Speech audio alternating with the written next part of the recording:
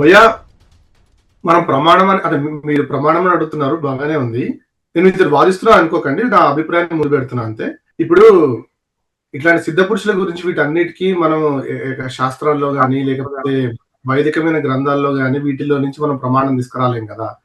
ఫలానా వ్యక్తి మహనీయుడు, పూజనీయుడు అని చెప్పి తల్లిదండ్రులు లేకుంటే మనకు బాగా నమ్మకస్తులైన గురువులో చెప్తే దాన్ని ఆచరిస్తున్న సాంప్రదాయాల పద్ధతులు మనకు చాలానే ఉన్నాయి.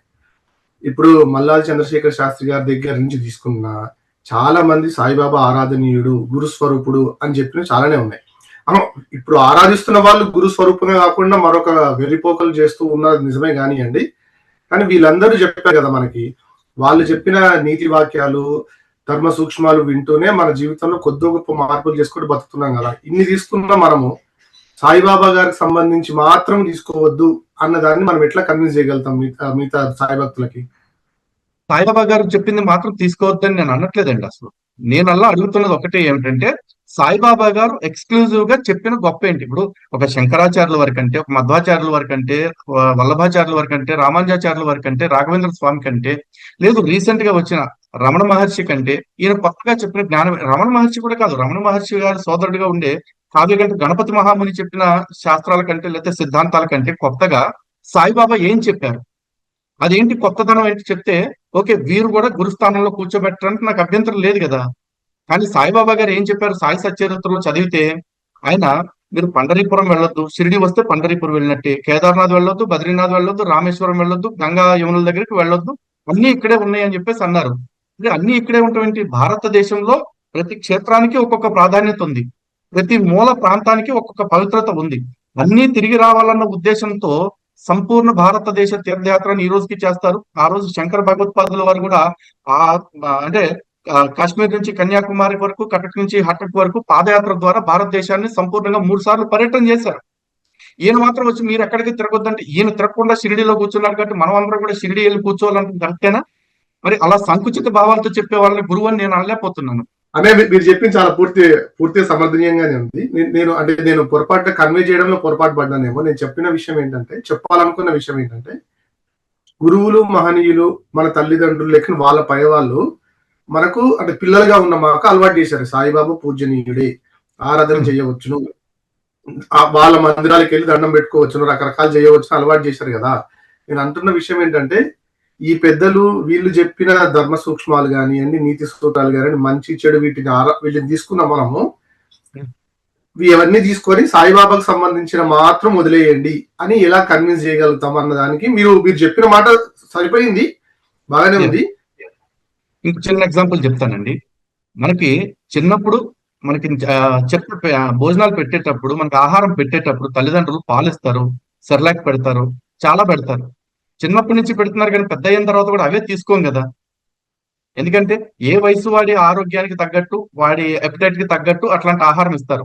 వయసు పెరిగే కొద్దీ మన ఆహార శైలి ఎందుకు మార్చుకుంటున్నాం మనం అంటే, మన బాడీకి అది సరిపోవట్లేదు కాబట్టి. ఈ క్రమంలో చిన్నప్పుడు పెట్టిన వాటిలో కొన్ని మంచి ఉంటాయి, కొన్ని చెడు ఉంటాయి. అంటే అన్ని మన ఆరోగ్యానికి సరిపడేది ఉండదు. ఇప్పుడు సాయిబాబా ఆయన ముస్లిం కాబట్టి ముస్లింలు ఆయన పూజించుకుంటే నాకు అబ్జెక్షన్ లేదు. కానీ ఒక హిందూ అయిన మనకి ఇంతమంది గురువుల్ని పెట్టుకుని, గురు పరంపర పెట్టుకుని, ఈ పరంపర ఇచ్చిన గురువులందరినీ పక్కన పెట్టి బాబా గారిని మనం ఎందుకు మొక్కాలి? ఇంతమంది అవతార పురుషులు వచ్చారు. సాక్షాత్తు భగవంతుడు మనకి వాగ్దానం చేసి, నాయన మీకు ఏ కష్టం వచ్చినా సరే, ధర్మానికి గ్లాని కలిగితే నేను అవతారం దాలుస్తాను అని చెప్పారు, మాట నిలబెట్టున్నారు కదా.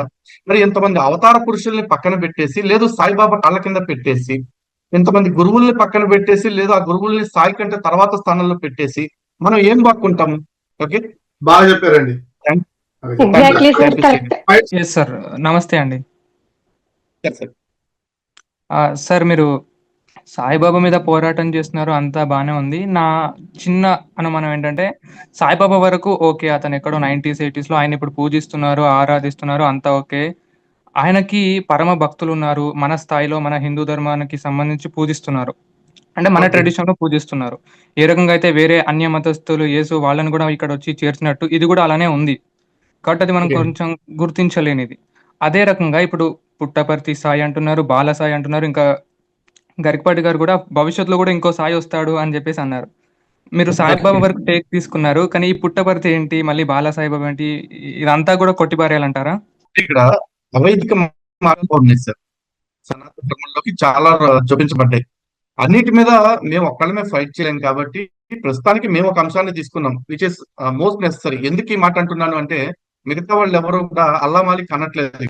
బాబా గారు అల్లా మాలిక్ అని చెప్పారు. ఇప్పుడు ప్రపంచ దేశాలని కూడా ఇస్లాం అనేది ఆక్రమించుకుంటూ వస్తూ ఉన్నది, క్రిస్టియానిటీ ఒక పక్క నుంచి ఆక్రమించుకుంటూ వస్తూ ఉన్నది. ఈ సమయంలో హిందువులకి ఎప్పుడైనా కన్ఫ్యూజన్ ఎందుకు ఉండాలి? అన్ని మతాలు సమానమేనా కాదా అని, లేకపోతే అందరి దేవుడు సమానం, హిందువులకు మాత్రం ఎందుకు ఉండాలి? ఒకవేళ అందరి దేవుళ్ళు సమానమే అయితే కనుక ప్రత్యేకంగా సాయిని ఎందుకు పూజించాలి?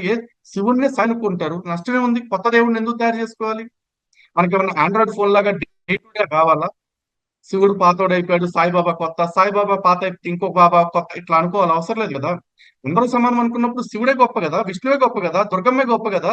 100 సంవత్సరాల క్రితం వచ్చి కూడా తీసుకుంటే ఇప్పుడు 100 సంవత్సరాల తర్వాత ఎవడో వచ్చేసి నేను వాళ్ళందరికంటే అప్డేటెడ్ వర్షన్ అని వస్తాడు.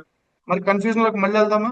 ఇప్పుడు ఇస్లాం 2000 సంవత్సరాలు 1400 సంవత్సరాల నుంచి ఒకే దేవుని పట్టుకుని తిరుగుతున్నప్పుడు, ఇస్లాం 2000 సంవత్సరాల నుంచి ఒకే దేవుని పట్టుకున్నప్పుడు, ఈ క్రిస్టియన్ 2000 సంవత్సరాల నుంచి ఒకే దేవుని పట్టుకున్నప్పుడు పీరియాడికల్ గా దేవుడు మారాల్సిన అవసరం ఏముంది?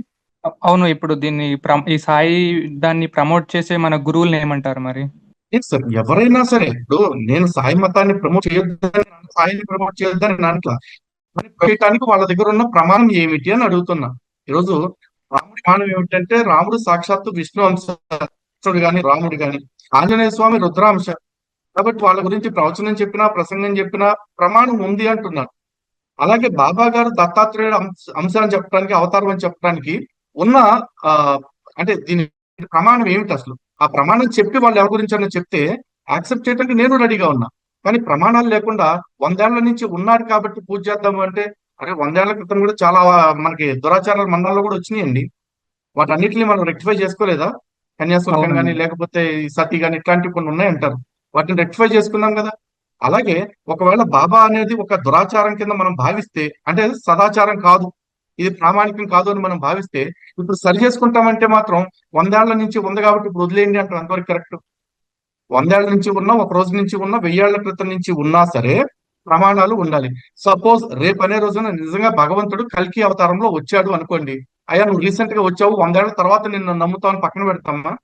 కాదు కదా. మనకి ప్రమాణం ఉంది కాబట్టి కల్కి వస్తారు అని చెప్పేసి, కల్కి ఎప్పుడు వచ్చినా ఆయన్ని మనం నమ్ముతాం. కావాల్సిందల్లా ఆయన్ని కల్కి అని చెప్పి నిరూపించే వాళ్ళు కావాలి.